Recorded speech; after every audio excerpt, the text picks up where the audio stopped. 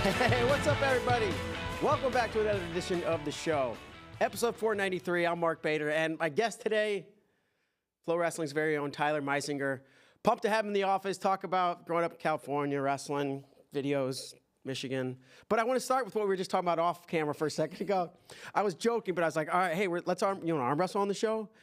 And I didn't want to because you're stronger than me. You beat me. But what'd you say? People break their arms arm wrestling all the time. It's like a known. It's completely unpreventable too. Like they don't know why it happens. A lot. Here's what I remember. How often? Have you ever seen it? And the thing that's upsetting about it is it's not like your elbow breaks or something. It's the bone. Like this, what is this bone called right here? It's not. The arm bone? That's on the leg. Is that your leg? I don't know, but it's this bone right here, like the strong one up here, and it just snaps. And you want to know how I learned about this? I watched the Taekwondo episode, and there was someone who like snapped their arm during like a web redemption. They were like, "This is like completely unpreventable. People just break their arms all the time."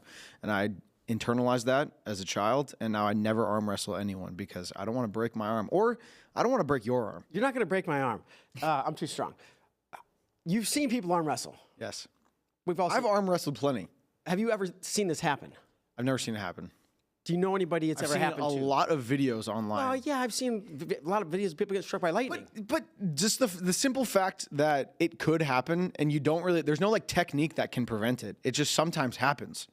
That's what trips me up the most. It's not like, oh, if you turn your wrist or if you do keep your elbow in, it won't happen.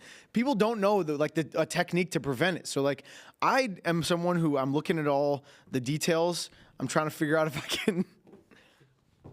Okay, no. Ow! Imagine people get struck by lightning, right? Are you not go outside? That feels a bit more random and preventable. Preventable? Yeah, you just don't stand in an open field. Don't like hold metal above your head, and you probably won't get struck by lightning. It's also way less likely. I'm going to look into this because I think, okay, maybe getting struck by lightning is less likely than breaking your arm wrestling. But I've never heard of somebody that I know breaking their arm. In the professional arm wrestling competitions, it happens constantly. Well, that's different. I'm just saying. Those guys are big and strong. I'm just saying. So I don't arm wrestle anymore. When's the last time you arm wrestled? Probably like high school. Undefeated champ. Now I get to retire undefeated, which is great. I'm like 50-0 or whatever, and you never lost. I get to sail off into the sunset without ever taking an L. I get it, folks. This is. He's scared of losing. It's obvious. You know what? Whatever. Okay. Never arm wrestled Haley? You know what? No. I was about to say maybe, but I feel like I would be scared of breaking her arm. If it's someone weaker than me, I don't want to break their arm. I don't want them to try too hard. I feel like there has to be like, well, maybe you and her could, maybe there's enough difference, but like, I feel like two evenly matched people. Someone's arm's getting broken. Too strong. No, you're totally wrong. It's gonna happen. I'm gonna start an arm wrestling thing in the office today and get people going. All right. But we weren't here to talk arm wrestling, but that was a fun way to start it. But really, just talk about getting to know you better and the pride of San Clemente. So you grew up in San Clemente, Southern California, the southern tip or southern edge of Orange County, between San Diego and LA. Yes. What was life like growing up? It's awesome. It's like you live by the beach? Yeah, living in like a beach town. I didn't live like I was a 15, 20-minute bike ride away from the beach. So before I had a license or anything, I could still was autonomous enough to be able to get there on my own, which was pretty cool.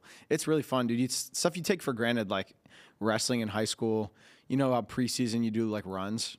A lot of our runs were along the beach trail to the pier and back, which was one of the longer runs. So you'd like roll your eyes like, oh, I've got to do the pier run. But then as you get older, you're like by junior, senior year, you're like, this is actually really sick. It's one of the, like you start to become more grateful. I feel like the closer you get to leaving a place like that, the more you start to appreciate everything that makes it unique. And so you start to appreciate the fact that you get to run next to the beach before in preseason, or like sometimes you go do practice and hand fight in the sand or something. Yeah. It's pretty fun. That's badass. We would be like, run to the train tracks and back. Yeah. Like through suburbia or what, Missouri, St. Louis. Okay. At what point did you find wrestling? And it wasn't early on, I don't think, like a lot of people. No, it was like between my 7th and 8th grade year. I had a family friend, like my mom was a bartender for a long time, and then my family ended up like buying into the bar, and the business partner in the bar was a guy named Brick, who his name's Brick. That's a cool name. Yeah. Wrestling coach name. But I vividly remember this for some reason. I was in like the hallway in our house, and he came over to like. How old were you think? I was between 7th and 8th grade. So 13 or 14. I was like about to turn 13 probably. Yeah. And I remember he came over to like drop off something to do with the bar, and he like, "What's up, Tyler?" and like grabbed my neck and was like just started doing like this with me.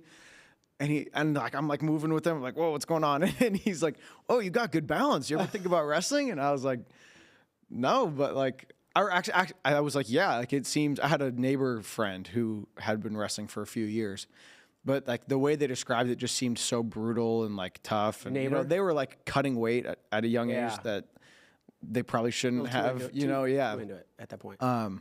So I was like, yeah, it sounds really cool, but I was just intimidated to check it out. And he ended up taking me. I was like, yeah, I'd be into it. He's like, well, they're doing practices. So like there wasn't. My area, I feel like it's different now. It's been over 10 years since this. Shoot, I'm 28, so it's been 16 years since this happened. So there's probably youth clubs and stuff scattered throughout Orange County now, but at the time, there was no like youth wrestling clubs, really. It was the summer program that San Clemente had set up, San Clemente High School, which is where I ended up going. They did this thing where like twice a week, they would have the high school wrestlers just teach kids. Mm-hmm. And there was no organization. It was just like, come in and learn wrestling from the high school kids. That was kind of it. That's what you ended up doing? That was my first practice. Like you just show up. The whole thing is run by the high school wrestlers. Maybe there was like one of the wrestling coaches was there, but they kind of let the high schoolers kind of run the whole show. Idea. It was cool. It was fun because you get to, like, the high schoolers seem so cool, so it gets you into it. And then, like, they're fun to learn from. And you just, like, my first practice, you drill some stuff and then you wrestle live. And I did way better than I thought I was going to. I remember really, really being one of them. It's kind of funny looking back because it was so, the stress was so unnecessary. But, a lot of times it is in wrestling. Yeah, I was so like, I don't know what the rules are. Like, what if I do something illegal? And it's like way easier to figure out than I thought it was going to be. For some reason, my 12 or 13-year-old brain was like, I'm not ready to learn this whole new rule set or whatever. It's a lot. It wasn't that complicated at the end of the day. And so I remember doing like way better in that practice than I thought I was going to. And again, it's not like I was winning live goes against kids that had been doing it for a couple of years. And that felt really good. But again, this isn't like I'm walking into Young Guns and doing that. You know, it's like the local exactly YMCA type. So it got me pretty excited right away, and I just kind of like took it and ran from there. What was that first practice like? Was it like, how'd you even figure? You know, did they show you some moves? And you're like, oh, I got this. Yeah, it was. I think they showed like a single leg and a double leg or something like that, probably, right?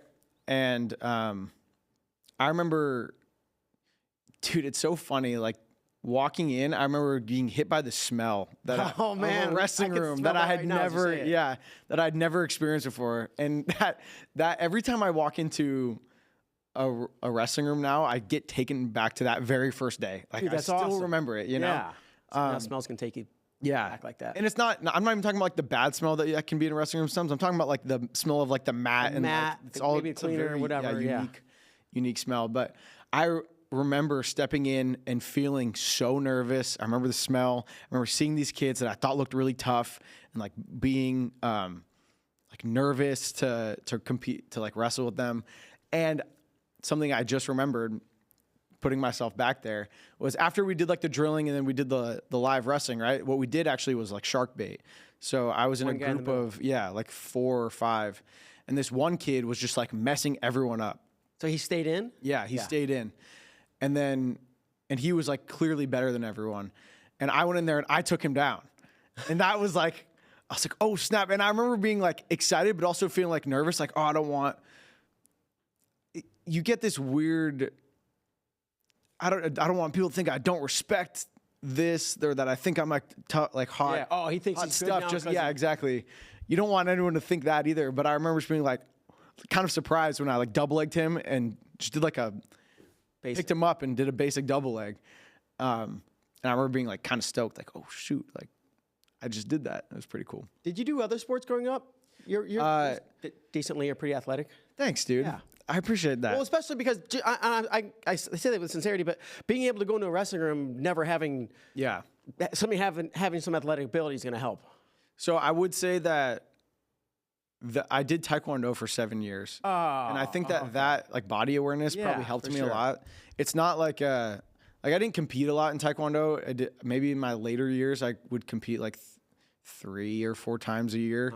But like I didn't compete a ton before that. So it actually kind of was like a perfect overlap. Like I was kind of getting over Taekwondo around the time that striking, right? Taekwondo. Yeah, striking. It's mostly kicking. Okay. So I was like kind of getting to a point where I was like, I feel like I'm maybe getting too old for this, or I'm not really feeling challenged by this right now.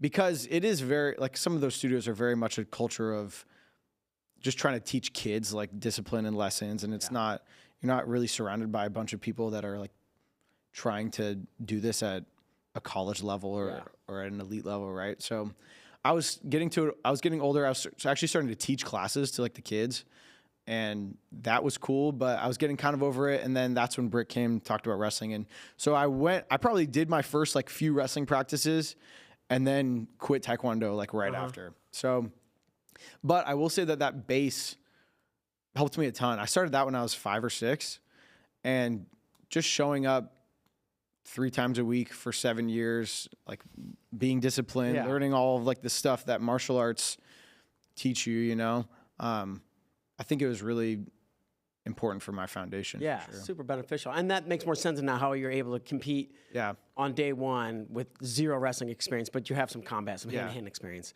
So 7th grade, between 7th and 8th, you do this. Are you like, but after that practice, you're like, I want more. I'm in. Let's go. Yeah. I'm ditching Taekwondo. I'm in on this. For sure. And like all in is like, okay, now I do this in the winter, or like I'm doing this year round, or what was when you actually started wrestling? It was, well, first it was like probably that summer I was just like having fun with it. And, what was I going to say? Dude, one thing I wanted to mention was I remember that first day also one of the things that like occurred to me was, wow, wrestling is so exhausting. I didn't, for some reason, it's like, I kind of take this for granted now because I talk to people, and like sometimes people you talk to in your everyday life that haven't come into contact with wrestling a lot don't understand how like physically exhausting it is. Fast too. Yeah, and I forget that I used to not realize that too when I was younger. Like I didn't think, in my head I thought that it would be I thought it'd be less tiring than like Taekwondo. Right? It just doesn't seem as exhausting. But I remember being like, I am so like this is the hardest workout I've ever done. So that was another thing I remember realizing on the first day. But I think I just started having fun with it and wanting to get better. And like, so this is what kind of happened. I went to Catholic elementary and middle school, and basically they didn't have like a high school version of that school. So my parents were like, hey, we need to figure out what high school you want to go to after. And it was tough because like, I wanted to go to San Clemente High School, but all my friends from school were going to like a different Catholic school. I don't know that high school was really an option because but it would have been really expensive and stuff too. But what it came down to was like having a conversation, like, do I really care about wrestling? Because San Clemente has a really good wrestling program, and these other schools like that are other options don't. Yeah. And so I think it was like in 8th grade, I was like, all right, I really like wrestling. I want to be good at it. I'm going to go to San Clemente High School. And I think when I made that decision, I started to go way harder, all in. I started actually like showing up to the high school wrestling practices and like going with the guys. And Brick was like a mentor to me, where he had a nephew before. Brick's not like Brick loved like a project, you know, like he had a nephew who was a basketball player, and he helped him become like a D1 basketball player at UCLA or something, like some really good school. And he had like family that he helped coach with diving. Not that he's like this expert technical person on basketball or diving or anything. But he just was good at like coaching people and like keeping them disciplined and that kind of stuff. He reads a lot of books about all of that stuff. So wrestling was the sport that he actually did. So I think coming into contact with someone that was interested in it and that he felt close to, like growing up, I called him Uncle Brick. So he was like a very close, like family friend, you know? And so I think, having a person that liked wrestling and showed interest in it, he was excited about that. And so he was like a strong mentor and like, hey, do you want to be good at this? Like, I can help you, but you're gonna have to lock in because you're starting in 8th grade. And if you want, immediately the goal was like wrestle Division I. Wow, really? So, yeah, that was kind of like the, from Jump Street. Yeah. That's awesome. Do you want to do this? And I was like, yes. And okay. Like, okay, let's do it then. So yeah. Did you understand what it would require? No, definitely not. I think well, you know what? Yes, I understand because I always worked really hard and I understood that aspect to it, but I don't think I realized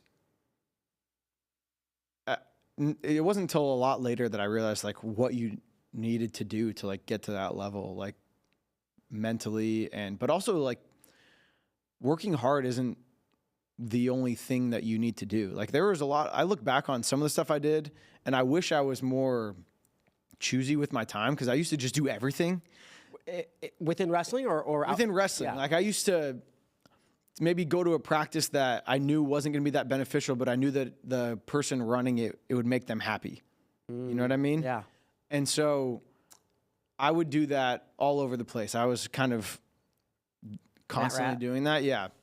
And it's tough to say, dude. That might have ultimately been a net positive, but also sometimes I think like maybe if I spend a little less time doing this and more time trying to get around guys that are really good and just wrestling live with them, maybe that would have helped me a little bit more because I very quickly reached a point where it was hard to find guys that would push me in the San Clemente wrestling. Because I had like one teammate that was like really good, but when you figure out that one teammate and you guys kind of know how to wrestle with each other, it's hard to like make those continuous jumps. So I think looking back, I wish I had earlier on like known I need to keep finding a bunch of different people that are better than me and wrestling with them a lot. So I'm jumping ahead a little bit. But. That's all right. Well, and I feel like anybody who's wrestled and finished their career like can look back and be like, oh, I could have done this or I could have learned, it's like, yeah, it's easy to look back and say, well, there's a lot of things I could have done differently, but that's because we're the advantage of hindsight. Yeah.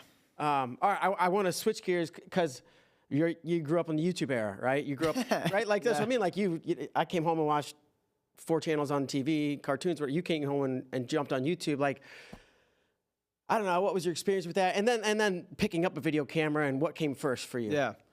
I wouldn't say that it's funny. I didn't like really get into YouTube the way I eventually got into it until, sorry, I'm completely messed up the way I got into YouTube probably like the summer between my senior year of high school and freshman year of college. Consuming or posting? Consuming, yeah.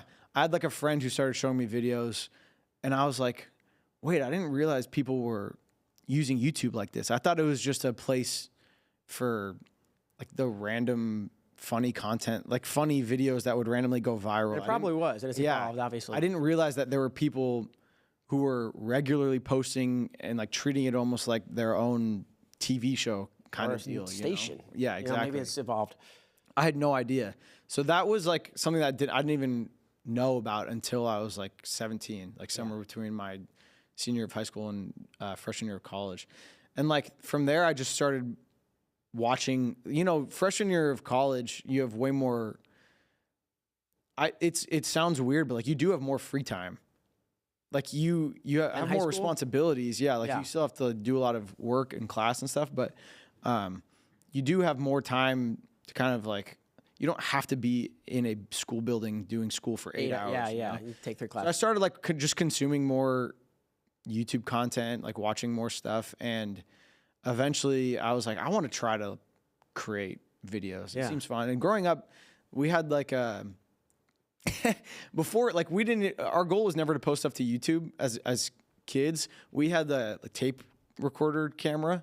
Me and my friends would go record stuff with it. Like we loved the Jackass movies, so we would do a lot of stupid things and just record all What's those. the stupidest thing you did, or maybe the most painful thing? Just like the stupidest thing I would do, the dumbest things I would do. Like I grew up in Southern California, right? So that's very much part of the culture. Is like, especially in that era, was like skating and biking and all that stuff. Especially like X Games type. Yeah, exactly. And so we would do things. We would attempt to do like big jumps or whatever, knowing that they were probably like pretty, like that we could do them. But when my friends had a camera, I would like intentionally wipe out because I thought it would be like funnier. I thought it would make them laugh harder or something, you know? Yeah. And so I remember like twisting the handlebars. Like I went off like a jump on my bike and like twisting the handlebars, knowing like intentionally like to wipe out, and the handlebars jabbed me like right in the stomach, and I like for the first time ever had gotten the wind knocked out of me and was just like thought I was dying. I didn't know what getting the wind knocked out of you was like. In or out. So stuff like that we would do, and we would record all that, and then we would just show people on the camera, and then we would rewind the tape and record over it again. So none of that ever got saved anywhere. Yeah. We were just constantly recording over on the same tape. So I had a lot of fun. Like that was kind of like my first experience with cameras and stuff. Yeah. But how old do you think you were? that was like in middle school. Yeah. You know, like ages 10 to 12. Once I started wrestling, I started trying to be more careful about Hurting myself and stuff. Yeah. But yeah, that era, like 9 to 12 was when I started getting into like skating and that kind of stuff. But, and I was never like that good of a skater or any of those things, but that's where me and my friends would start just messing around with that stuff.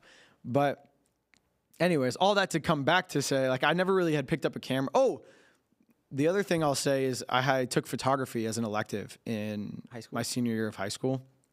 And that was my first time just like learning the settings of a camera, experimenting with that. Yeah, it was digital. I'd never picked up a camera or tried any of that stuff before. And I was just looking for an easy elective to like, you know. And it turned into like. And it ended up being really cool. Like I ended up really enjoying it.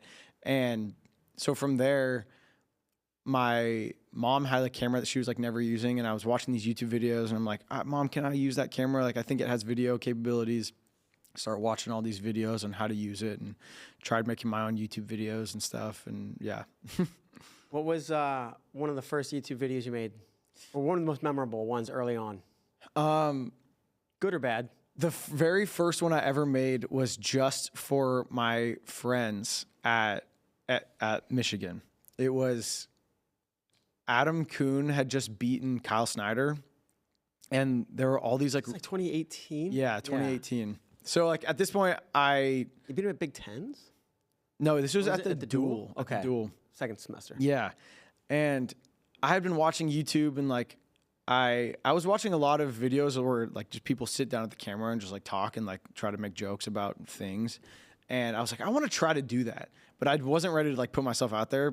So I was like, I want to make this thing that might make my teammates laugh. And so I just made a video where I was reading all these funny comments about like that match. About like I can't remember. People were I was like making fun of Ohio State fans. I think a lot of people were upset about like how Kuhn won or something. So I was just like reading a bunch of comments, and I didn't make that public ever. I just kind of sent it around to my friends to like. Does it still exist? Yeah, it still exists. It's private on my folks on that old YouTube channel. It's no one can see it.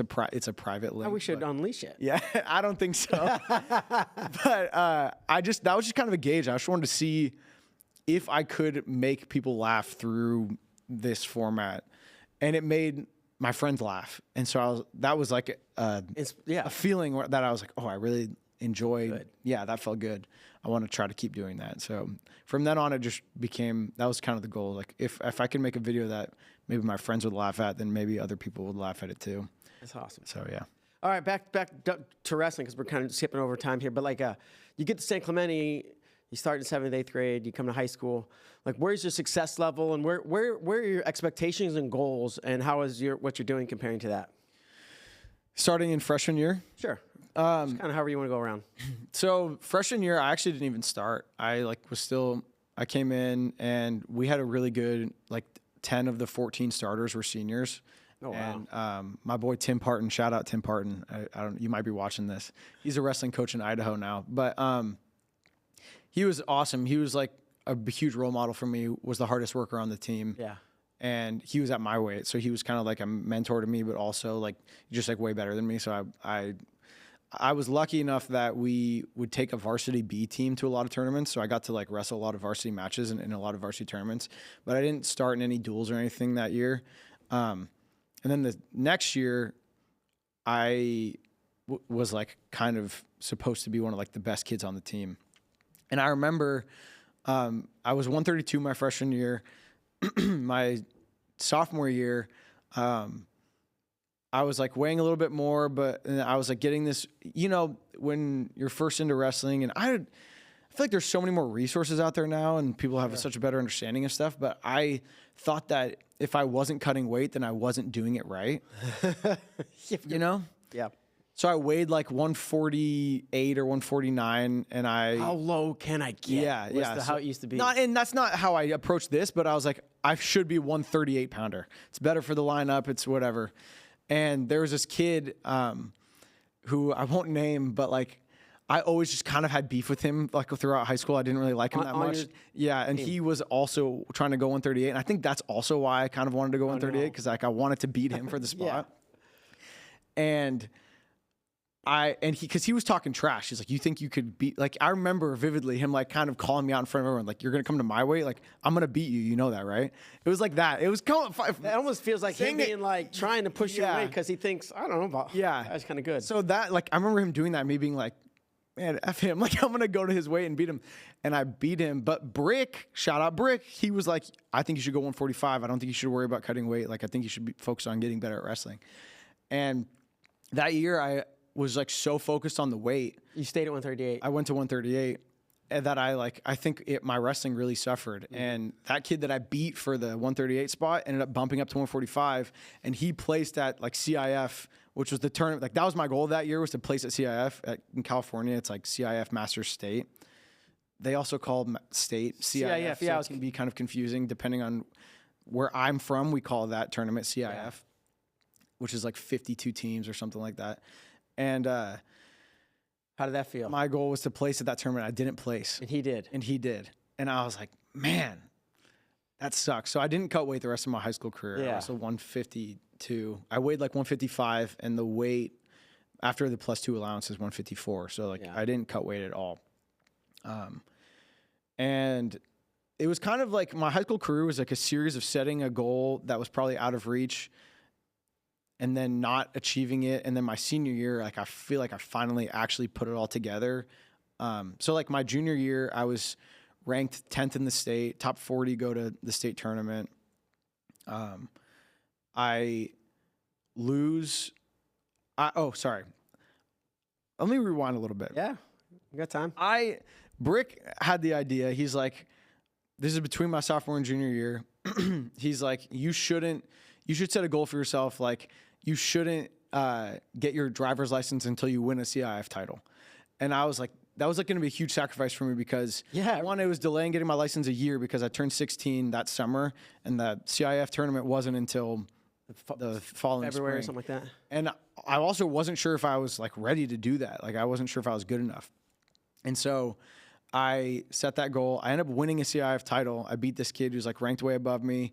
I ended up getting ranked 10th in the state. And at the Masters tournament, which was the qualifier for state, there's not seeding or anything. They just have an algorithm where the number guy who places first wrestles the guy who placed fifth in a different one. And I was just thinking, all right, I have a first round. I have a kid that took fifth. I'm just gonna smoke him. And it was actually a really hard match, and I got really tired, and I had this anxiety reaction. Had to take in, dude. It was 10-10. I kept getting a big lead, and then he would come back. And then I would come back, and then it was 10-10, going into overtime. And I had that breathing thing happen again, but it was the second time it happened. So he got choice. So he picked bottom. What breathing? Just I used to get, and still do sometimes, it's this weird like anxiety breathing reaction where like if I start to feel like anxiety spike, worked up? I get worked up and my throat starts to close up. So like I start to breathe like that, and it's this weird thing. People thought I used to have asthma, but it's not asthma. It's like actually like a stress response. So a big part of my career has always been like trying to manage that. Yeah. But that happened in that match. It was the first time it ever happened in a match. So it was kind of like new to me. It happened in practice before, but he got to choose bottom in overtime and he escaped and won. So I was like, in the match to go? Yeah. No, in the very first match of the round, tournament. 1 versus 5 or whatever. Yeah. So then I won like 2 matches, and then I dropped another match to, I don't even remember how. I think like similar like nervous reaction happened. And I was like really upset because that year the goal was to qualify for state. Like actually it was like you tell everyone my goal is to place at state this year. Yeah, but really if I qualify, I'll be happy, you know? Didn't qualify. I was ranked like 10th in the state, top 40 go, top 9 at Masters go, and I didn't place in the top 9. So that was like devastating. But you got your license? But because you won CIF? I got my license because I won CIF. But silver lining. So the next year it's like, all right, like, am I going to actually... Senior year. Yes, my senior year. It's like, am I actually going to achieve something that I set out to achieve this year or not? Am I going to completely fall short? So that year, I ended up working with like a life coach. Were you 145? Sorry, we'll get to the life coach. Wait. Yeah, I was 152 again. Okay. Which like, I don't necessarily condone the use of life coaches in all circumstances because some of them can be phonies and stuff, but this guy was like legit. I really liked him. What, Brick feels like Brick was your life coach. Yeah, but in a different way. Okay. And his name was Jason Hartman. Shout out Jason. But he helped me a lot and helped me kind of just like calm myself down. And like I had lost some matches at Masters. I lost a match at Masters that I ended up beating a kid at, so at the state tournament, second round I'm seated. So you made it to state. Yes, sorry. I made it to state. I'm seated 5th. But there was this Clovis kid that hadn't wrestled all year and like got plopped into the postseason like right at the end. Sure. So he wasn't like seated. He didn't have a data record. But I had him second round, and this kid majored me. Oh man, he beat me like 10-2. Yeah, and I ended up being like bummed, like dang, like this is gonna be a long road back to place at state. Like I have no idea what the draw's gonna be like. There's kids that are unknowns that I haven't wrestled. How's this gonna look? I ended up actually kind of cruising through to like the round of 12 and placing. I pinned the guy in the round of 12, so that was a huge confidence boost. So I was like, man, I'm a lot better. How did they place top 8? Yeah. Yeah, so it's just like NCAA's. Mm-hmm. And then to go from the consolation quarters, which is like the difference between 7th and moving on.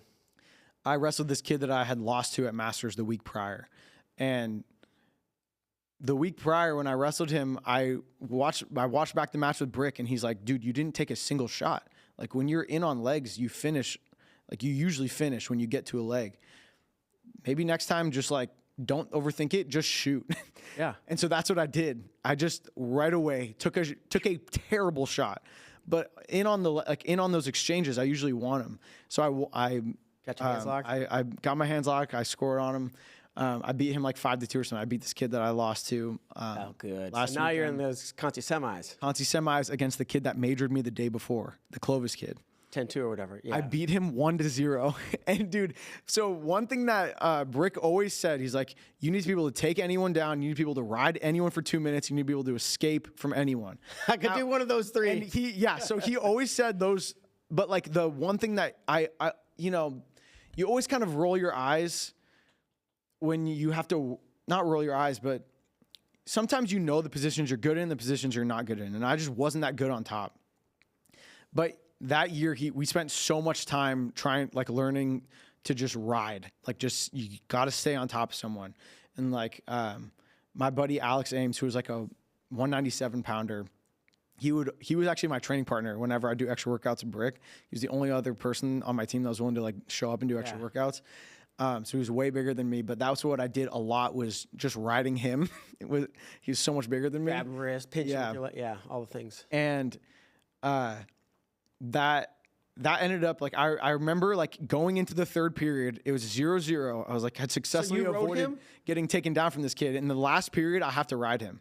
So I escaped in the second. The last period, I'm like, if I ride this kid, so it's 1-0. Yeah. Like if I ride him, I win. And I beat this kid that majored me yesterday. And in my head, Brick's words were playing over and over again. Like, you have to be able to ride anyone for 2 minutes. It's a long time. And that was probably the only time in my entire wrestling career that I rode someone for 2 minutes. Because he was better than me on my feet. I was like, we can't go to overtime. Like, like this kid is better than me on my feet right now. So I rode him for 2 minutes and beat him. And that's like still probably one of the matches I'm most proud of looking back on, just because I had to get like really tough, and I beat a kid who was probably better than me. Yeah. And then I ended up taking fourth. So yeah. Was he ever? Do you remember that? Like, was he ever close to escaping? Did you use the edge? Dude, the Clovis coaches were mad because was it rightfully so? No, it actually was not rightfully so, because I kept dropping to a leg. And I would stay there. I was gaming the system, but like there was no drop down. I don't even know. Yeah, there's no drop down. I was dropping to the leg, picking it up. He was diving away. I would come back up to the top of the body. Like, it was just a lot of that. Yeah. And just like staying relentless with it. And frustrating, but it works if you're on the other side. Exactly. Yeah. So because I was like, I need to do this, and I was so tired, like the most tired I've ever been. But I was like, I need to stay on top of this kid. So were you more tired then than you were back this past April? What did I do in April? Oh, dude, that's a good question. Probably, I think the most tired I've ever been now is probably in April, for sure.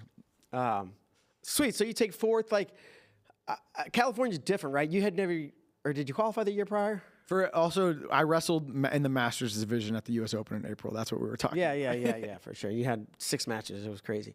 But before your senior year, you hadn't done anything. California's different because it's one. But like, what were you thinking about college? And were you like, yeah, I could still go somewhere, but I'm not sure where or how? Were you thinking any schools, smaller schools, or were you wanting to go D1? Yeah, I mean, I really, really wanted to go D1, and like maybe irrationally so, you know, like if I was in looking back, not really. Yeah, but if I was in a different position, like I might have, like if my parents couldn't afford to like pay for me to go to school or something, you know, I probably should have gone D2. Like I was good enough to be a room guy at D1, I guess. But that was kind of like this like goal that I set for myself, and I just really, really wanted to do it.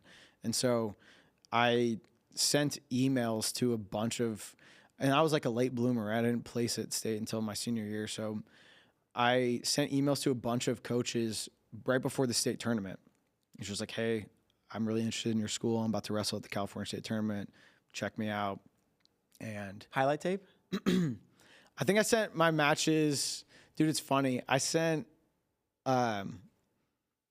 links to a bunch of matches that my dad had posted on YouTube to like private links.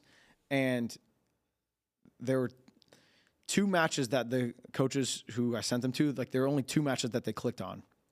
And they were both matches I had lost, but to like guys that were ranked in the country. It was to Evan Wick and this kid named Luke Troy, who at the time was ranked like 5th in the country. He was committed to Iowa, but he never ended up continuing to wrestle. But I lost both those matches, but I wrestled them pretty tough. And I remember like the Michigan coaches eventually were like, Sean was like, I really liked how you wrestled Evan Wick.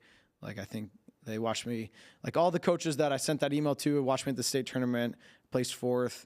And that was like good enough to get me an official visit to some schools, you know, where, because I was the one reaching out. Yeah. Like I wasn't good enough to like be reached out to first, but I was the one, I made like this list of schools that I could see myself going to, sent them out. And I went on an official to Arizona State and to Michigan, and I actually had a visit scheduled for Cal Poly, but the head coach had just stepped out. We scheduled the visit, and then 2 days later he called me and he's like, hey, I'm stepping down. Oh man. Do you still want to come on your official? And I should have just gone anyways, just to like do the experience. It was beautiful. Yeah.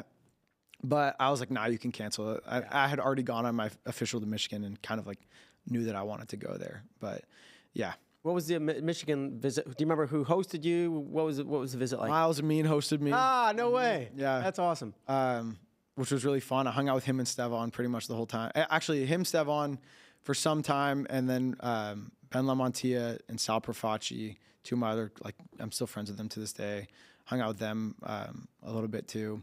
But, yeah, like Sean, I spent a lot of time, some individual time with Sean, some individual time with Coach McFarland. I remember. Was Coach McFarland still the head coach? Yeah, he was my head coach for 2 years. Okay, yeah. But, yeah, I remember him like driving me around and being like, "What are your goals?" And I was like, "I want to be an All-American." He's like, "Do you know what that means? Like, are you sure?" And I was like, "Yeah."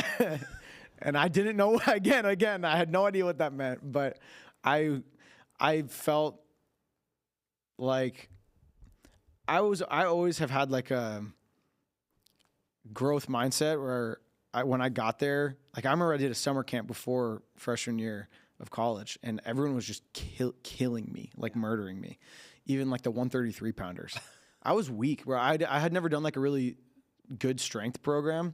I was like strong enough for high school, but a lot of these kids were just stronger than me and they were smaller than me, which freaked me out. But once I finally got on the strength program, and just like being in an environment like that, it's sink or swim. And so I feel like after the first few months, I started to like, score on kids in the room. But when I showed up, I was like, man, I don't know if I belong here. Like, I'm kind of embarrassed. Like, did I only get here because like I reached out and I asked and like, am I here? Like, do I really belong here? And so I remember like starting to score on kids and starting to do a lot better in practice after the first couple of months and being like, okay, I do belong here. Like, I am better. And I remember getting just like my butt kicked by by I can't remember who. Maybe it was like Logan Masser or something, which like he always beat me up. But I remember going up to McFarland or texting him after one day. It was like my first month on campus, and I was so anxious. Like, if I'm not good enough, am I going to get kicked off this team or something? I remember texting McFarland and being like, "Hey, coach, I know I'm not doing that well right now, but like I'm going to, I promise." Really? I remember texting him that, and I forgot that I texted him that until he brought it up like a year later, and he was like, "You were right, like you did," and that like that is I remember awesome. him bringing that up to me and that meaning a lot. Like, wow, thanks. So, did you believe it when you sent the text? I did, yeah. But I knew that I would get there eventually because my like you look at my high school career, I was getting better every year, and so I really felt like I could still do that. But I was just really worried that other people wouldn't know that. So that's why I felt like I had to text him like, "Hey man, it's going to happen. I'm going to get better. I swear. Just let me cook. Like, give me some time." When do you remember thinking, I do belong? Or I know you said eventually I kind of got some take. Was there a day you beat somebody or took somebody down? Or was it just a slow progression and someday you were like, oh, it was like baby steps because I was a 149 pounder. So like the starting 140, like Sal Profaci was a starting 141 pounder and he was like beating me up a bunch. And then I started to be able to take him down and I started being able to wrestle with him. And even though I was like way bigger, like a big reason why is because I was way bigger than him. But when I started being able to like wrestle with the guys that were smaller than me, but were starting, that gave me a confidence boost. And then I would take that and then I could like start taking down guys that were maybe not the starters, but were around my weight or above me. And like that, it was kind of like that sort of progression, you know? So like now we're kind of swinging back and forth between wrestling and the video, but like you make this video about Adam Kuhn, right? And you post it and guys are laughing at it.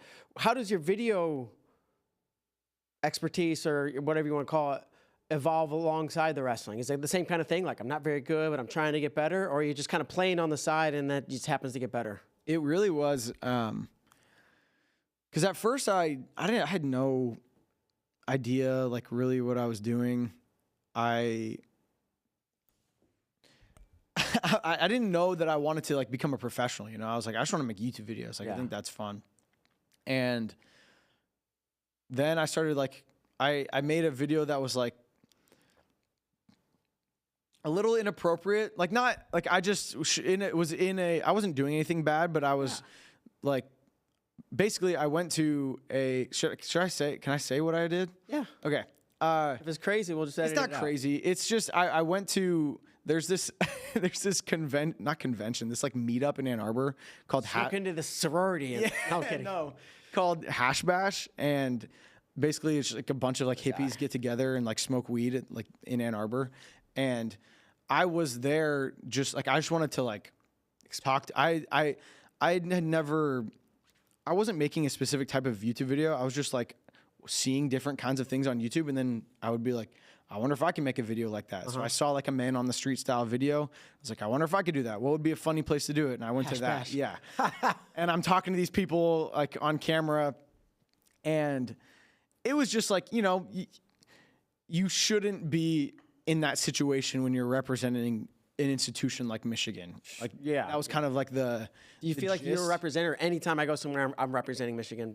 That's kind of how it's perceived. Like I actually, well, I'll get to that in a second, but so I ended up getting called into the coach's office. It's all. So did you make the coaches? You go to the Hash Bash. Hey, why are you here? What's your deal? And you made a video and you put it on YouTube. Put it on YouTube. Got it. It gets around to the coaches. I get called into the coach's office. I have a talking to. They probably maybe think you smoke weed too. Yeah, exactly. That's like, not your thing. Maybe I don't even think they thought that. They knew I was a pretty straight-laced kid, but like. They were just like, "What are you doing? Yeah. Like, do you want to be a YouTuber? Or do you want to be a Division I wrestler?" And I was like, be both. I want to be a Division. Yeah, right.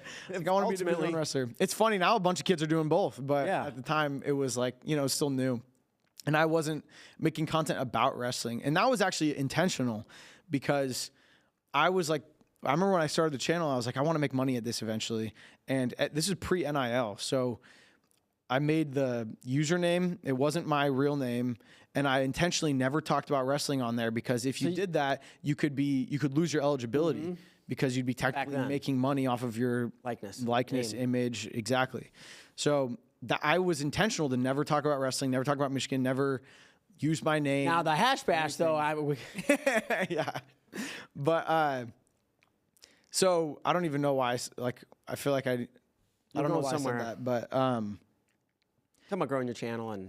The coach just called you in and said, "What are you doing here? You want to YouTube or you want to wrestle?" Yeah, so that, but you were asking me about like, can I do both? It's like it was really hard to do both back then because of those rules and stuff. So I was like, no, I want to be a Division I wrestler, and they immediately saw like how excited I was about doing that kind of stuff, and got me credentials to go film.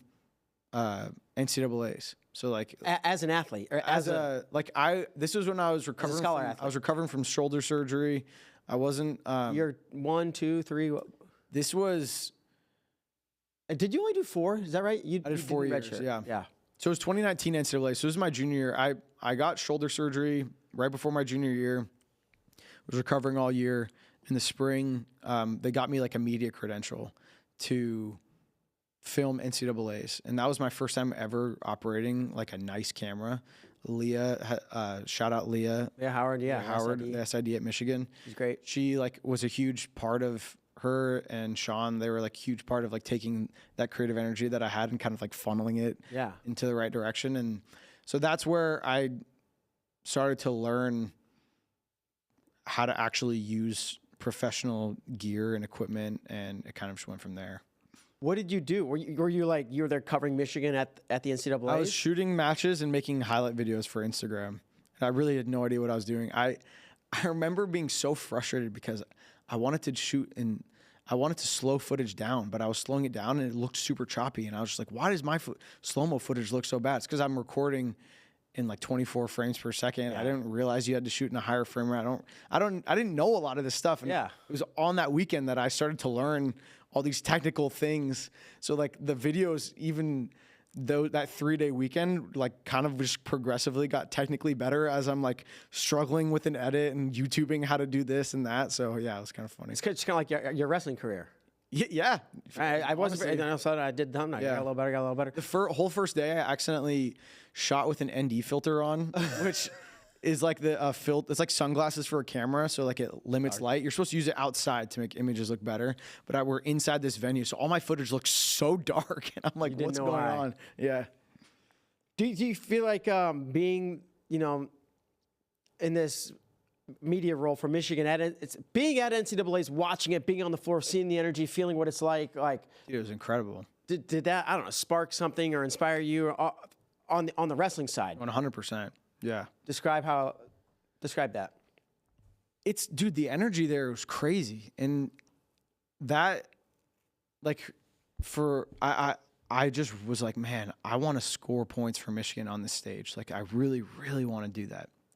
And so going into my senior year, it can be tough. Like, we had Will Luan coming in.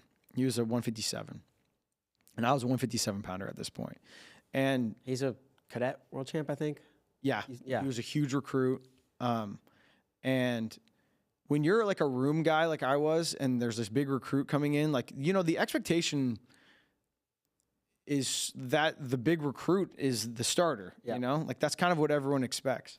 And so I just remember being like, it can be tough because you want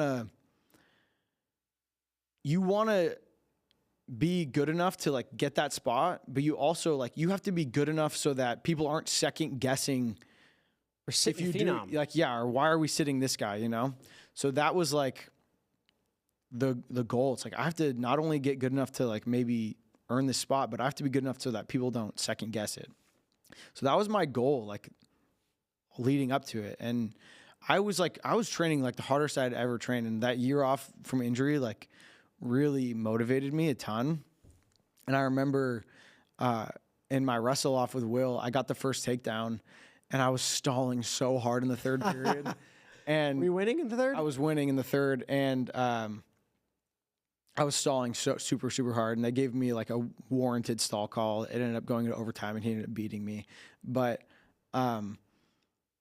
like I remember being like, I think I could like beat him. And we had the Michigan State Open like a few weeks later. And that's kind of like the real like judge of like. Yeah, real competition, singlets, refs. And we ended up running into each other on the backside.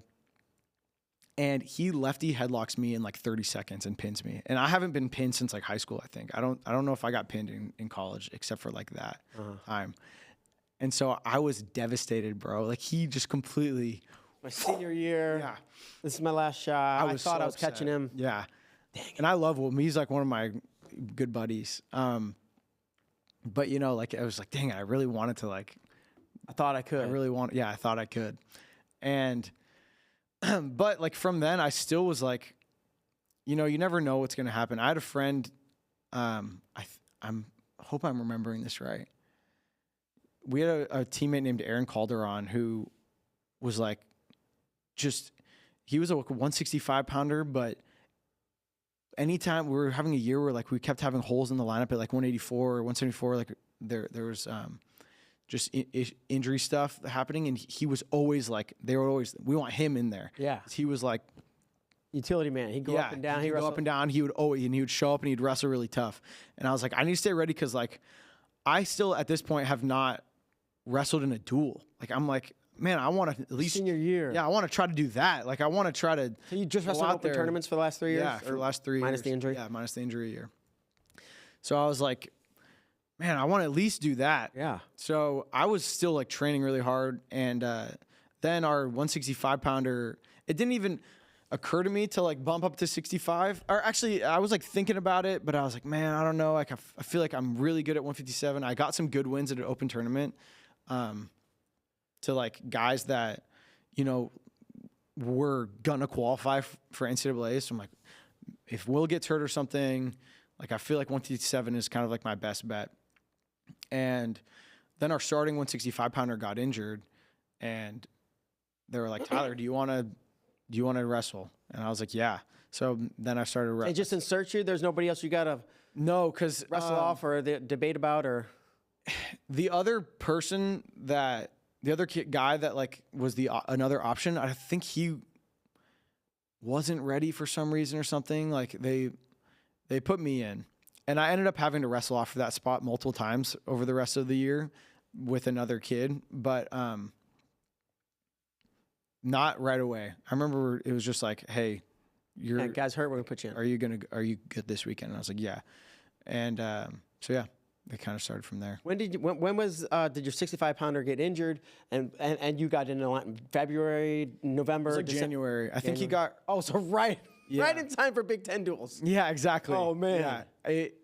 I think he got hurt maybe at like CKLV or something. Yeah. In December, and then in January, I started wrestling. I think.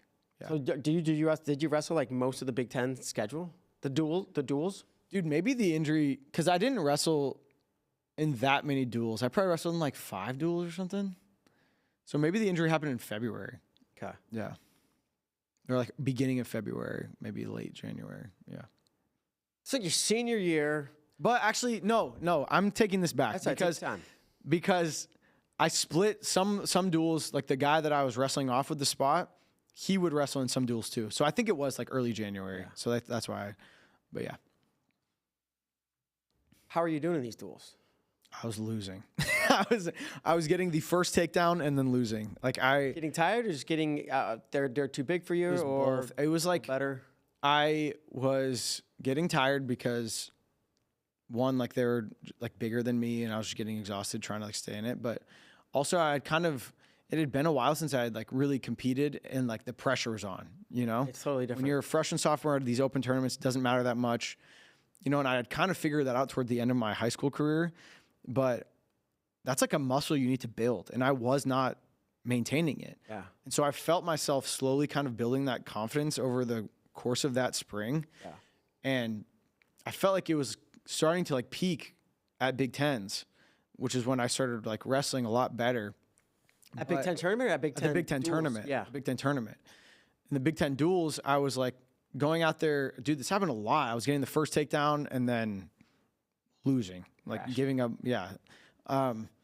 So it just took a while for me to like get my confidence and like feel like I belonged at like that I could be competitive at 165. Also, one thing I forget a lot, that whole first month of me wrestling 165, I was still weighing in at 158.5 because they wanted the option for me to like go 57 in case Will got hurt.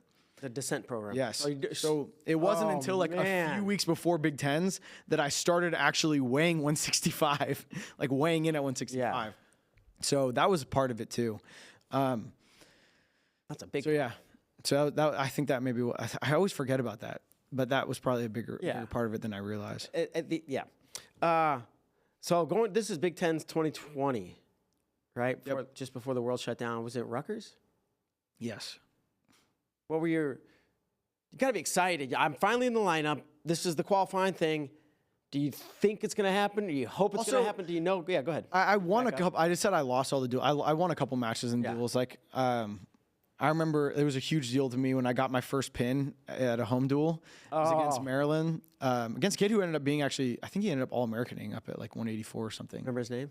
I can't remember his name right now, but like all the guys know it. But I pinned him, and that was like the infamous time that Alex Clemson like went to the ref and was like, during the pinning combination, I like bumped the ref, and Alex was like, the ref interference or something. Yeah, the ref interfered, and so they reversed the pin, and took it away. They took it away.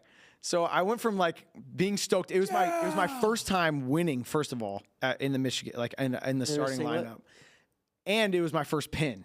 So I was stoked, and that I had to end up finishing the match, which like that adrenaline dump was crazy, and I think I ended up winning like 10-7 or something, like this crazy high scoring match. But that was really fun, and my last ever match in a duel was a pin, which like I felt really excited about too. Yeah, I know. It was like a confidence boost. Yeah, and exactly. Like, all right, I'm going to Big Tens. Exactly. And it was probably a Big Ten opponent because it's the end of the duels. No, it was against a non-conference. It was against like Edinburgh. Okay. All right. So you walk in first weekend of March to Rutgers. Like, the goal is to qualify. The desire is to qualify. Where's the belief? Like, I think I can. I know I can. I'm going to. Maybe. That's a good question. It's hard to remember. Yeah, I hear you. It's like, I think I can, but will I?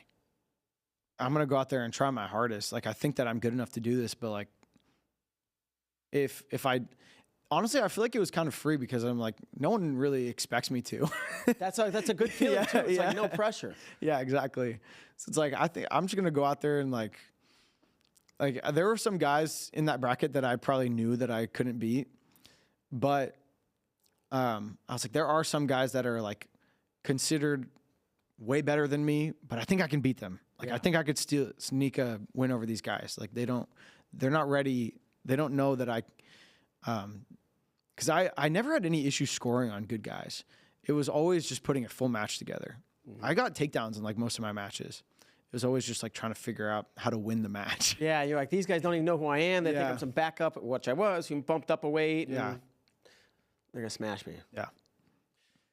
How'd the tournament go? It's good.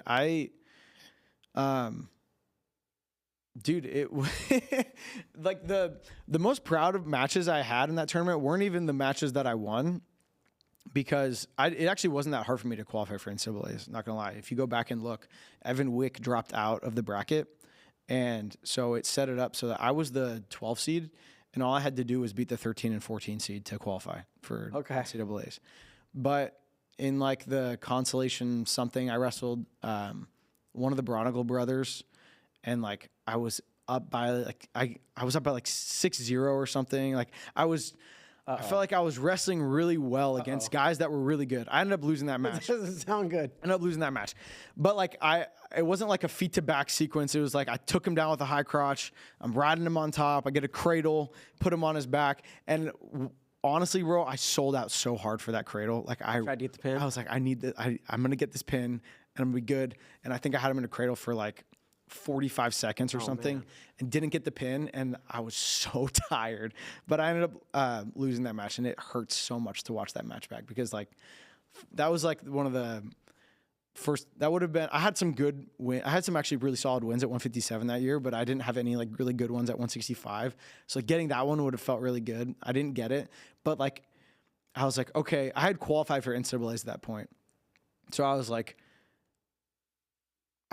I can beat these guys when I go to the tournament in 2 weeks. Like I know, like I have so much more confidence. Like I know that I'm feeling way better, that I can win these matches. So it was more about how I wrestled against some of the guys that I lost to in that tournament. Yeah. That I felt like a pattern in my career before was like take a loss, come back and beat him. Mm-hmm. You know, like I feel like I did that a lot, like in high school. And even in some of the earlier years of my college career. So I was like, I'm going to do this at NCAAs. I'm going to win. I didn't maybe think that I was going to All-American, but I was like, I'm going to score some freaking points. If I get the ball rolling and I get in the right spot, there is a path for me to get on the podium. And I get a lot of pins. Like I was actually... fun fact, my freshman year, it was only at open tournaments, but I got the award for most pins at Michigan. All right, that's it. All those other guys were at open tournaments. So like the match that I won to qualify for NCAAs, I got a pin. So like I was like, I feel like I can score some meaningful team points for Michigan at NCAAs, and I'm really excited to just like finally prove that I am like an elite NCAA level wrestler. And then COVID happened. Who were you trying to prove it to? That you're to yourself, to others, to both? To myself. Yeah. Yeah. And maybe like somewhat to others, but like that is something that I always like struggle with trying to like not do. Yeah. Like that's really important for athletes, is to not. But it's not always easy. It's not always easy. Yeah. Yeah. And like I think a big part of it too is when you're an athlete at Michigan, your social circle becomes athletes too. Yeah. And so when you're hanging out with all these elite athletes from different teams, you want to like, and you see how good they're doing in their sport. Like you want to be part of that club, sort of. You know? So absolutely. I wanted to be part of that club. I wanted to like prove it. So yeah. So brackets come out. You're the 33 seed, right? Mm-hmm. And you got the 32 seed. The winner has Alex Marinelli. Yeah. I think they come out on Tuesday, and was it the next day or was it a few days later? However late, whatever the case is, like. How do you remember hearing about the tournament shutting down? Dude. Did you have like inklings before it, like NBA and all these things are shutting down? What about our tournament? Yeah, I thought football stadium. I remember that stuff getting shut down and being like, well, this tournament's like this weekend or next weekend. Yeah, it's too soon. You know? Like they're going to do it. Like there's no way. And I actually got the flu. Like because COVID was going around, people were they were like, oh shoot. Like I had to be very careful. I had to wear a mask everywhere I was going. They were like testing me for things. So, because COVID was like starting to go around, and I tested positive for influenza A. So it was definitely like just the regular flu, but I was like really sick. So I wasn't at practice that day.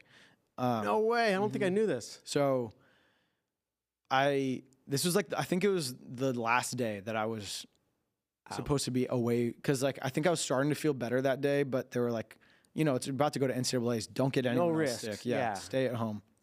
So I was at home and I start getting, the news comes out during practice.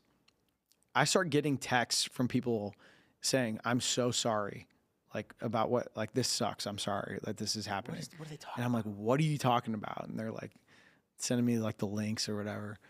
And I'm freaking out. Like, this can't be true. Like, there has to be an exception. They got to be doing, someone's got to be organizing something. I believe something's going to like do this. When Midlands got canceled and they replaced it with like a different turn, whatever, you know, that was actually hadn't happened yet. So that wasn't a good frame of reference, but I thought that something like that might happen. Right. This can't be real. I'm calling I'm calling the coaches. No one's answering because they're finishing practice and then they wait till the end to just tell everyone like, hey, this is going on. But everyone got to experience that together. They were all with each other. They all kind of got to give each other hugs or like whatever. Be sad about it together. And I was like in this weird state of uncertainty, like at my apartment, just trying to figure out like if this was real, if something else would happen, like what's really going on here. Just incomplete denial because I didn't want to really believe it until my coaches told me this is real and there's no alternative. Like this is happening. So I was like, that was like one of the toughest like 2 hours ever. It was so tough. And I remember finally getting on the phone with the coaches after and just like talking about it and being like, dang, what the heck? Like, yeah. Who'd you talk to? Do you remember who you talked to? I don't remember who I talked to be honest with you. It was probably Sean. Hey man, I'm sorry. Yeah. What are they going to do? Are they going to fix this? No. Yeah. It was rough, bro. And this is before, obviously anybody affected that year didn't get another year, but the people rest of the next year got an extra. But there was like thoughts maybe, they're going to give extra years. Or did you think like if they give an extra year, I want it? Or were you like, man, I decided I'm done? Because of the extra year and stuff, I had 2 more years of eligibility, technically. But we didn't know, dude, like it's easy to look back now. But like I had graduated and, at this point I'm not on scholarship. So like, I'm going to have to like take out loans to like 2 more school. And that we didn't at the time, like where you would make the decision, like I need to enroll in classes for next year. We didn't know if there was even going to be a season that year. Yeah. Like we really didn't know. No, nobody knew until January. Yeah. So it wasn't, for me, it wasn't like it didn't really make sense.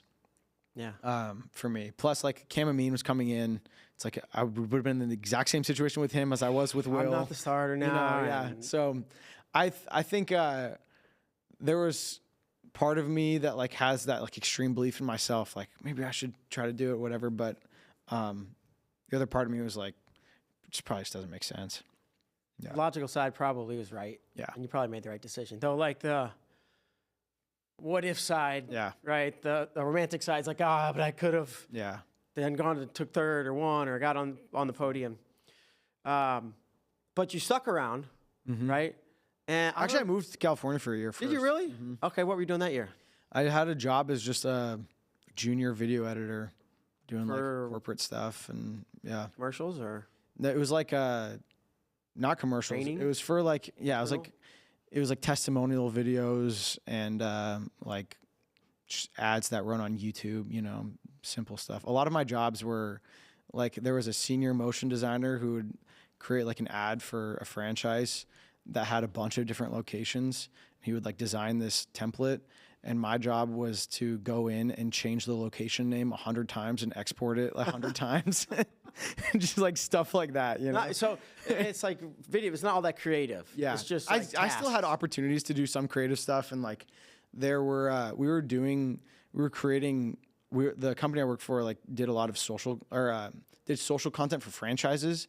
So I was doing, we would like batch like 12 pieces of content for like this month of October, right? And then like all these franchises would just post those to their personal social media, to their social media channels.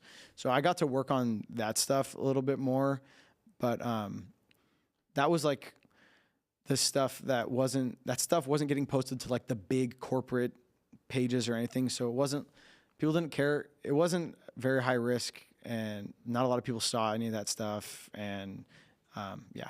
Probably less fulfilling too, though. Yeah. But anytime I got to work on like testimonial videos and stuff, that's when I had more fun. Okay. Like one of the clients was like the Joint Chiropractic, and I got to like help on a video, like a testimonial video for like how chiropractic work helped this guy. Yeah. And I enjoyed the process of shooting, because like with those, you get a little bit more of an opportunity to tell a story. Yeah. Right. And so that was the stuff I had more fun with. Were you involved with wrestling at all that year in California? Nope, not at all. You following it? Just Michigan or a little bit? Just Michigan. Yeah, just Michigan. Wasn't really following it otherwise. So, yeah. Then, like, there's all this momentum coming into Michigan for the next year. Team 100, right? Team 100. NCAAs are in Detroit. They're going to have this team that could win it. 22 season. Yeah. Right? Yeah.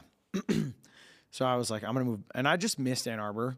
Yeah. What actually happened was I was working remote, and in the spring of 2022 was when everything started kind of like less restrictions. The restrictions started getting lifted. And my friends lived in Ann Arbor, like Stevan and Miles were living in Ann Arbor, and they had another roommate. Shout out J-Mo. And all right, shout out J-Mo. He was graduating and moving to New Jersey, like moving home. And so I was like, yo, can I stay in your room for a month? Like, I miss Ann Arbor. I want to come hang out with my friends. I was working remote. Yeah, so why not? I went back and just lived there for a month. Just felt like it was saying goodbye to a place that I didn't get an official goodbye to because COVID happened like that. And like, everybody just... Yeah. Dang. And I had so much fun and just like loved it so much that I was like, I'm moving back here. Like I need another year here. It was actually indefinite at the time. I was like, who knows? I might live here forever. Uh-huh. But I'm moving back here. And I just want to be here for now. So.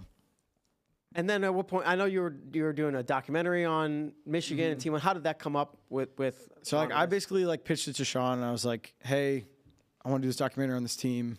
Like I think it could be a really cool year, and they were like on board, and I never finished it, which is one of my biggest regrets. Like I never actually made the documentary because there are a lot of reasons I don't want to get into. Sure. But, yeah, they gave me, like, Sean basically gave me this opportunity that, like, kind of shaped the rest of my future. But yeah, it was really cool. It kind of opened up this door. Like, yeah, how was the process of making that and working on that? Like, probably never having done something quite like that. Yeah, I think I was in over my head, like, because I really thought that at the time I basically, when I decided I wanted to move out to Michigan, the Sony FX3 had just come out, which was like this entry-level cinema camera that like it's like Netflix approved.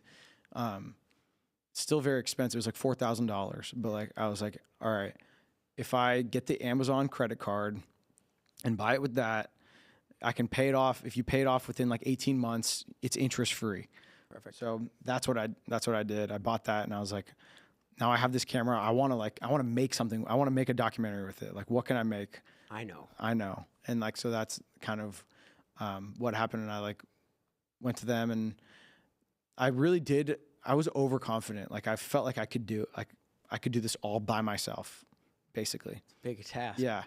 And I couldn't, obviously, like it didn't end up getting made, but I learned a ton like in the process. I made like some videos for the team and stuff over the course of the year, but just like learning how to interview people, learning how to get the right audio set up so that I have safety if this thing fails, or just learning all of that stuff on the fly.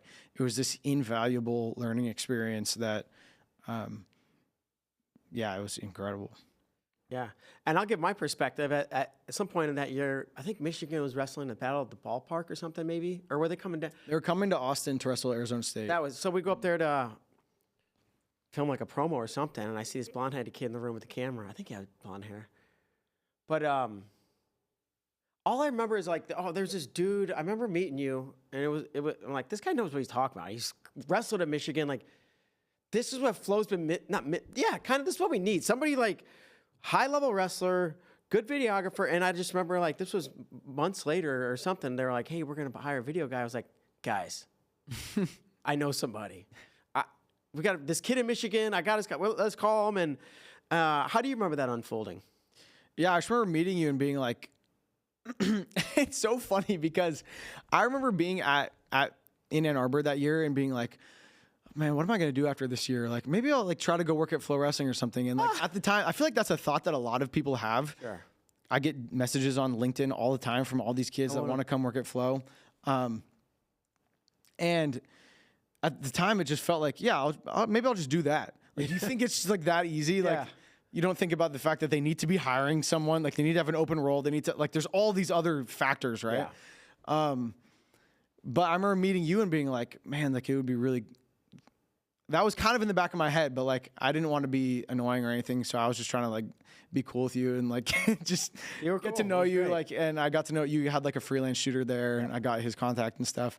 And then, like, but that was kind of always low-key. Like, I never told you this probably, but that was always in the back of my mind. Like, maybe I could try to work there after. I met somebody, and there's some kind of like I had teammates who were coached by Mike Mao. Like, so they had that like and stuff. So I was like, maybe I could try to do that, not realizing like that never would have happened had you guys not like had that perfect opportunity where it lined up, where you guys had these positions open up, right? Yeah. But and had we not been, I think you said that was one of your first days in the room, or I don't know, maybe it wasn't your first day in the room, but like you just last second decided to show up that day or something. I didn't show up, so like I didn't film. A lot of my days I was just like going through footage, transcoding stuff, because I shot everything that year. I still have it all on a hard drive, and I would love to finish that documentary one day, just to like say I did it. Yeah, it's one of my biggest failures of my career is not having finished that. But I didn't go to practice every day because it's like at a certain point. It's the same. This guy's wrestling. I got enough B-roll. But that day I went in, and you guys were there. And that's kind of, I met you, and I remember you texting me and being like, hey, can I call you? And you're like, hey, we got this spot opening up. Like, would you want to apply? And me just being like, yeah, like that's perfect. That'd be awesome. But it was in February of that year. So I still was like, when you were of 2022? 2022. So I was like, dang, I still need to like, I was like, dang it. Like, this feels like the perfect opportunity, but I think I'm going to miss out on it because I need to finish the season, and I still need time to like edit this thing after. And so I remember just like going through the whole interview process, because I was like, well, regardless, this will be a good experience. So just go through the whole thing.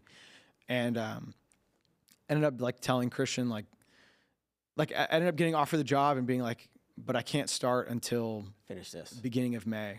And they're like, yeah, that's fine. I was like, oh, sick. So I accepted it in February, but I didn't actually start until April. Until beginning of April. Did you stay out there for most of the summer or no? Yeah, because I had my lease until August. So that was it. I lived in Ann Arbor and worked remote for Flo until August, and then moved to Austin. Now, what your thoughts about what this job might be versus reality expectation? Like, is it about what you thought? Well, yes and no. Like, at first, I didn't know what it was going to be, bro. Sure. Like, I hadn't, I remember being actually nervous because you guys didn't have any.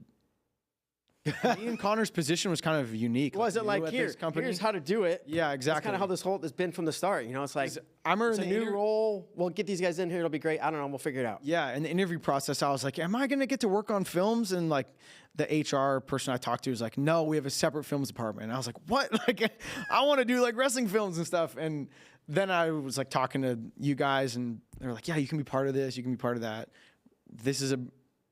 I don't think there were expectations because everyone was kind of just like, this is a new role and we don't really know what it looks like yet. But we know we need it. Yeah, we're going to figure it out. Yeah. And so there was like me and Connor always talk about it. Connor's the other shooter who was hired at the same time as me. We always talk about how like the first 6 months on the job were so confusing because Flow has changed a lot since I've been here. Like there's there's like a legit onboarding process and like I feel like everything is so much more organized now, but like should have seen it 10, 15 plus years ago. Like when we got hired, it was just like, here's your camera, here's your laptop, like go make stuff. Now what? Like, Like, who do I? So we just did that. We didn't know what the expectations were for like how fast we needed to turn things around or like That probably wasn't. Yeah, and we didn't know what people liked. And at the time, marketing was in charge of social media. Yeah. And I think that was like where the biggest change happened was when we did that shift structurally and we were like, content is in charge of social media now. Yeah. And me and Connor were like, okay, I feel like I can relax. I feel like my job security is a lot like better now because I feel like everything I'm doing is a lot more meaningful. It's getting seen by a lot of people. Yeah. Because at first we were just making a bunch of videos that were on the site that were just only going on the site behind the paywall. And it's like, like people, it's important because like, you know, paying customers are watching this, but like, I want my stuff to get seen by as many people as possible. Yeah. So eventually that started happening and it was pretty cool. It's funny going even back before I met you. I remember like when the shift in my head happened, I'm like, all I'm hearing about is what people see on Instagram. Yeah. They're like mad that they didn't get on Instagram or there's something else. I'm like, we did all this stuff. We put it on the site. They're like, but it's not. I'm like, oh. You only care about this. We're going to have, and it was probably a couple of years before the actual shift happened. I was like, I think there's going to be a time when almost social media channels are as if not more important. Because back in the early days, it was like, we didn't even do social media because we thought we were competing with it. Yeah. Which I realized, you know, it's like, sort of, but not really. We need to use this to fuel what we're doing. Yeah. So when that happened, our jobs made a lot more sense. Yeah. And we were like, we know what to do now. Yeah, for sure. So now you've been here 4? Are we going on 5 years? Yeah, 4 years in April. So, what's the favorite project you've worked on, or one or two that stand out? You've done a lot. You're doing great stuff. Thanks, dude. I think one of the most, like the things that I look back, okay, man, there's a lot. There's a few that I really like. The first one I ever did that like took off, that meant a lot, that I feel like was like, oh, this is really cool. Like it was also the first time, it's like, I was always worried to put myself in videos because I didn't want people to think that I took the job for attention or anything. Hey, look at me, I'm Tyler, I want to build my brand. But I also felt like you need to. I felt like I could add to the video by doing that sometimes. So the first time I ever actually was on camera was in the Anthony Knox recruiting video. Mm-hmm. That was like the first video I did that like really took off on YouTube, where we showed up in 2023 and we were there for the first day. College coaches could contact him, and it ended up. I had no idea. This happened multiple times with Anthony Knox now, where you show up thinking it's one thing, and it ends up becoming like a whole nother thing. That's great. That ends up becoming way deeper and way cooler. But like, I didn't know about the relationship with his dad and how he associates wrestling with getting his dad back because his dad was an alcoholic, and then he discovered combat sports, and that helped him recover from alcoholism. Like that, when you find a story like that under like this cool idea, way more than a good wrestler. It's awesome. Yeah. So, like that was so awesome. Like discovering that in the interviews, like while you're just sitting there and not expecting it at all, is incredible. You know, you're like, wow, this is now so much cooler of a video. And I feel like I always get credit for those recruiting videos, but that was Bray's idea. Like I had never would have thought about that. A lot of my most successful videos are actually David Bray's ideas, and he's just like, we'll send Tyler to go do that. Yeah. And so like, shout out Bray because he is really good at just knowing like where to put me.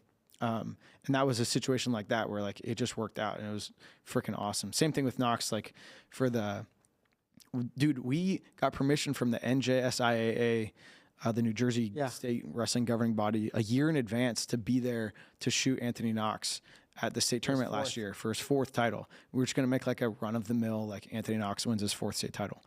And then all that other stuff happened. Oh man! And we still had permission, so we went and did that. Like, but again,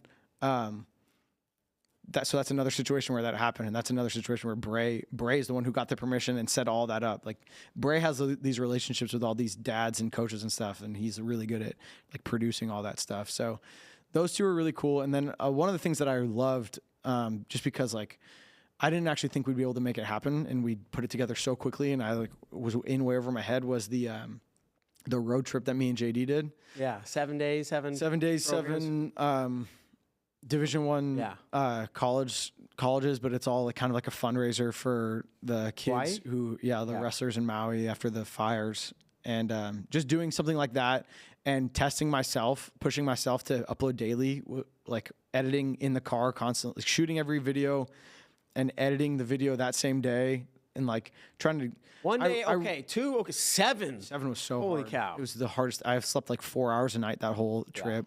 It was really difficult. And I look back and it's like, it's clear that I was sleep deprived because the videos are riddled with these technical like issues, like the volume's off sometimes, but that's little things most people don't notice. That was fun because like they weren't maybe the highest viewed videos, but everywhere we're going, people were talking about it, like, which felt really cool. It felt like we made like a little bit of like a cultural like impact on the moment, which was really, really cool. And I liked being able to upload them right away, so it kind of like make people feel like they're watching it in real time, you know, like they're almost going on this journey with us. So that was really fun. Yeah, uploading in real time too. This was going way back to the days with Martin and Joe, but I forget what tournament it was, but it was like, hey, we got 2 cameras. Let's record one final, switch cameras. It was like Beast of the East. I don't even remember, Iron Man or something. And then while we're recording the second match, we'll upload the first match.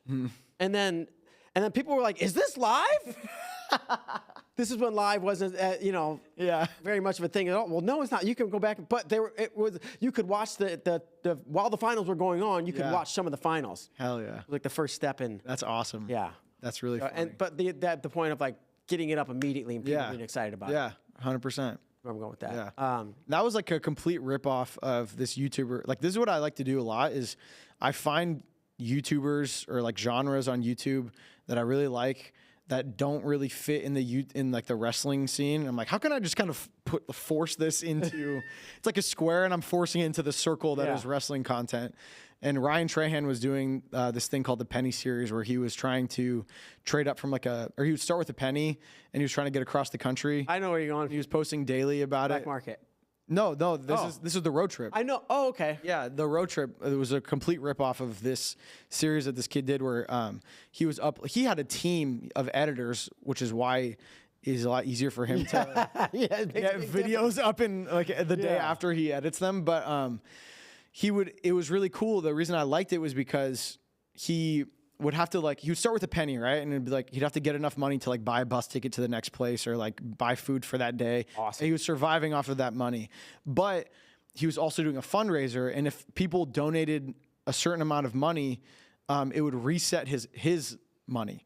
So like someone would donate, he's a huge YouTuber, right? So they were doing like $50,000 and he would go from having $50 to a penny. He'd be back down to a penny, and it would set him back days behind, and he had a goal to do it in 50 days and like all of that, right? Yeah.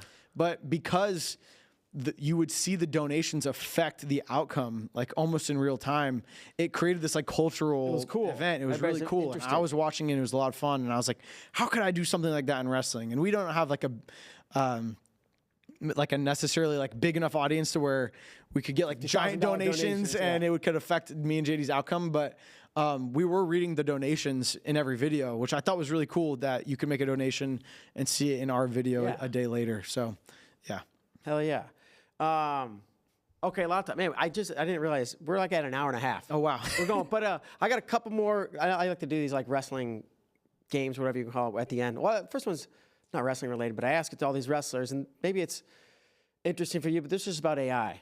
And how do you use AI for fun, for work, for structuring life, or anything? Like just a couple examples of how you use AI today. Yeah, I use AI in like 2 ways. So the one is it takes like the most difficult part of video editing is when you have like multiple interviews and you're trying to like stitch to like you're like, all right, this is a moment I want to talk about. Like let's think about Bo Bassett's match with Anthony Knox, right? And when he lost to him at Super 3 and then beat him. And I have an interview with Bo Bassett, I have an interview with his mom, and I have an interview with his dad, and they're all talking about that.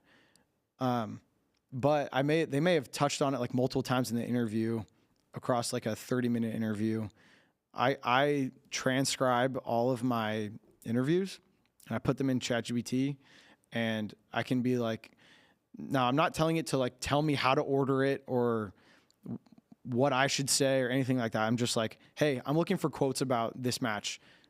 Please give me any direct quotes from these transcripts anytime anyone talks about. The timestamp it for you? Bo Bassett's match with Anthony Knox. Mm-hmm.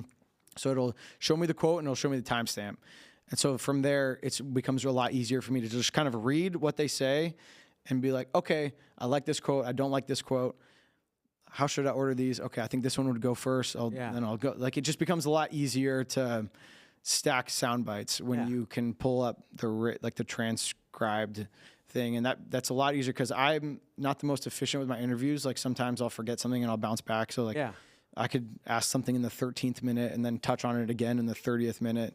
And instead of having to go find all that, I can upload the transcriptions and be like, give me all the times I asked this question or we talked about this topic. So that's really helpful. That's great. So I'm not like being efficient with your time. Yeah, I'm not using it to like tell me how, because like I think a lot of people these days want to use AI to like do the creative thing for them. I'm not about that. Yeah. But I do think it's a good tool for making like the tedious aspects things together faster, and so that I can have more energy to do the creative thing and figure out how I want to order this and how I want to do it. So and the other way is just it helps me with like thumbnail mock-ups a lot, like figuring out how I want to. I think that some AI thumbnails are like overdone these days. Like a lot of people are just like ripping it a lot, but so like I never use the AI text because I feel like everyone that uses ChatGPT for thumbnails now, like it looks the same. Yes. So I like to, sometimes I'll just be like, hey, this is what I'm thinking. Can you generate me an idea? And it'll generate it for me. And if I think it looks too much like AI, I'll be like, explain to me how I can do this using Photoshop on my own. And then I'll try to do it in Photoshop on my own. So that stuff, that's kind of how I use it for like thumbnails now. I'm trying to get better at that. So. Sweet. Love it. The next one's just called all-time favorite. Who's your all-time favorite wrestler? Oh, my goodness. It's tough. I mean, dude, it's got to be Jordan Burroughs. It's got to be, bro. It has to be. So, I mean, I made a whole fanboy YouTube video about Jordan Burroughs and how his career impact. Like, that was one of the most fun videos I've done in the last I guess that was like 8 months ago, but it was December of last year when I shot that.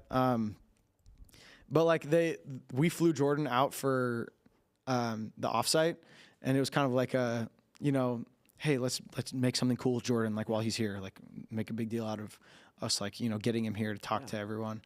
And I was like, okay, I can do that. But I kind of used it selfishly as like an opportunity to like just kind of make a video about how awesome Jordan is, how like the impact he's had on your perspective, Flow as a company, but also the impact he had on my life. Cause I started wrestling in 2012, or when he maybe like between like 2011, 2012, right when he started popping off. Right. So that it's I get to in that video talk about how I started wrestling and finished wrestling, and he was still winning world titles. Wow. That whole time. Like I had started a wrestling career and finished a Division I wrestling career, and he was still winning world titles. Like I got to be there when he won his 7th on this job.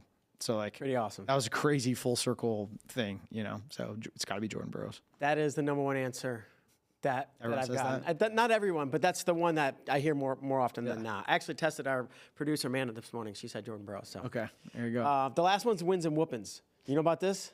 I've heard of wins and whoopins. Yep. One win doesn't have to be your best. It can be any win that is memorable.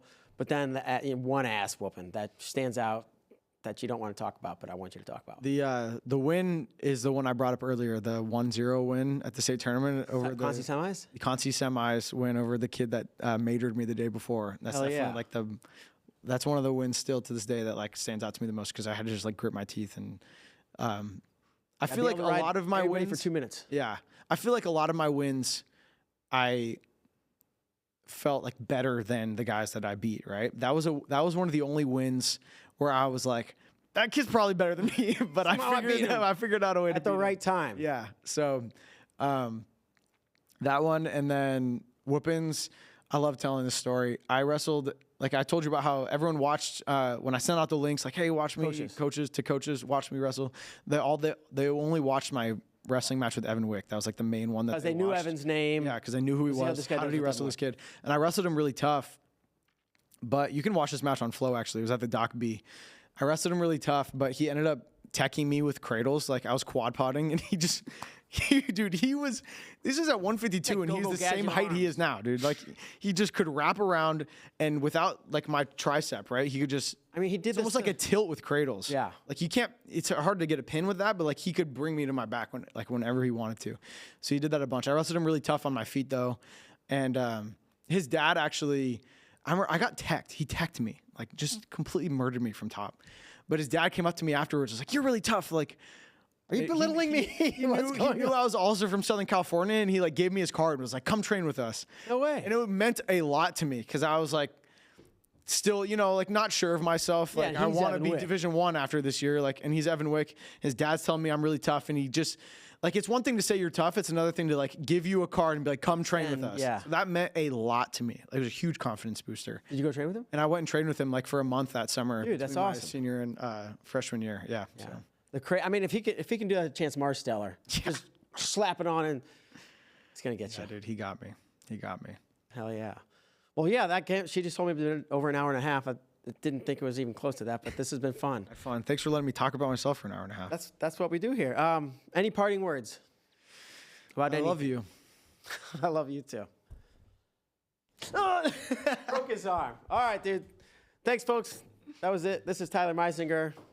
Which one am I looking at? You look wherever. Just look into one of those cameras. That's okay. One of them. Thanks, y'all. We'll see you next time. Bye-bye.